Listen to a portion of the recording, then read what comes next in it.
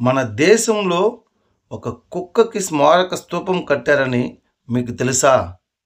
హిందూ సామ్రాజ్య స్థాపకుడైన ఛత్రపతి శివాజీ మహారాజు పెంపుడు కుక్క జీవితాంతం విదేశీ అక్రమదారులతో శివాజీ జరిపిన అనేక యుద్ధాల్లో వెన్నంటే ఉండి ఎల్లవేళ సహకరిస్తూ గడిపింది.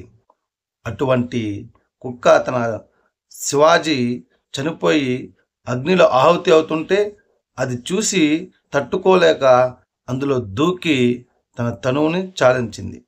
విశ్వాసానికి మారు పేరైన ఆ కుక్కకి మన యొక్క భారతదేశంలో రాయ్గఢ్ అనే కోటలో తనకి స్మారక స్తూపం అనేది కట్టారు.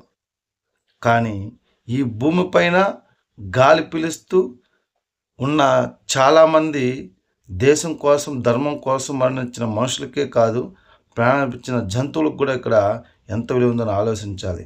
కానీ ఇక్కడే పుట్టి ఇక్కడే పెరుగుతున్న కొంతమంది మనుషులు కుక్కకున్న విశ్వాసం చూపించకుండా మతాలు మారి మన యొక్క దేశాన్ని ఎలా పడితే అలా మాట్లాడుతున్నారు. ఎంత దారుణమో ఒకసారి ఆలోచన చేయండి.